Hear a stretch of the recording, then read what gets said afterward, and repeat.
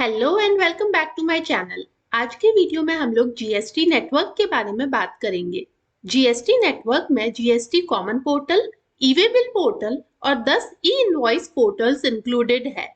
2017 में जब जीएसटी आया था तब सिर्फ एक वेबसाइट हुआ करती थी जिसको कॉमन पोर्टल कहते हैं। इसी वेबसाइट पर जीएसटी रिलेटेड सारी फैसिलिटीज प्रोवाइड की जाती थी। ये वेबसाइट है www.gst.gov.in। इस वेबसाइट को इन्फोसिस ने डेवलप किया है और इसको जीएसटी नेटवर्क या जीएसटीएन मैनेज करता है। जीएसटीएन एक कंपनी है जो सेक्शन 8 ऑफ कंपनीज एक्ट 2013 में रजिस्टर्ड है। Common portal tax payers, professionals, CGST officers, SGST officers, banks और दूसरे स्टेक होल्डर्स को कनेक्ट करता है। ये एक शेयर्ड आईटी इंफ्रास्ट्रक्चर है जिसको डिपार्टमेंटल ऑफिसर्स इंट्रानेट की हेल्प से एक्सेस कर सकते हैं और टैक्स पेयर्स, प्रोफेशनल्स एक्सेट्रा इसको इंटरनेट पर एक्सेस कर सकते हैं। अब हम कॉमन पोर्टल के फंक्शंस पर एक नजर डालते हैं। अगर किसी को जीएसटी में रजिस्ट्रेशन लेना हो या फिर रिटर्न्स फाइल करने हो, टैक्स पेमेंट के लिए चालान जनरेट करना हो या किसी रजिस्टर्ड पर्सन को अपना रजिस्ट्रेशन कैंसिल करना हो, ये सब काम ऑनलाइन कॉमन पोर्टल पर ही होते हैं।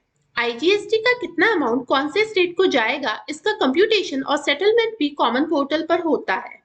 कॉमन पोर्टल पर टैक्स पेयर का प्रोफाइल भी एनालाइज होता है। इनपुट टैक्स क्रेडिट का क्लेम, रिक्लेम और रिवर्सल भी कॉमन पोर्टल पर ही होता है। एक और इम्पोर्टेंट फंक्शन है कॉमन पोर्टल का कि ये एमआईएस रिपोर्ट्स जनरेट करता है और गवर्नमेंट को सबमिट भी करता है। 2018 में जब गवर्नमेंट ने जीएसटी में ई-वे बिल सिस्टम इंट्रोड्यूस किया था तो जरूरत पड़ी एक डेडिकेटेड वेबसाइट की जिस पर ई-वे बिल्स जनरेट किए जा सके और कॉमन पोर्टल पर अननेसेसरी लोड ना पड़े। ये डेडिकेटेड वेबसाइट है www.ewaybillgst.gov.in। इस वेबसाइट को national informatics centre, ministry of electronics and information technology ने डिजाइन और डेवलप किया है। लेटर ऑन 1 अक्टूबर 2020 से जब गवर्नमेंट ने ई इनवॉइसिंग का कॉन्सेप्ट इंट्रोड्यूस किया तब ई इनवॉइसेस जनरेट करने के लिए 10 ई इनवॉइसिंग पोर्टल्स डेवलप किए गए। ई इनवॉइसिंग की फर्स्ट वेबसाइट है www.einvoice1.gst.gov.in। ऐसी 9 वेबसाइट्स और है जिनका वेब एड्रेस एग्जैक्टली सेम है एक्सेप्ट द नंबर।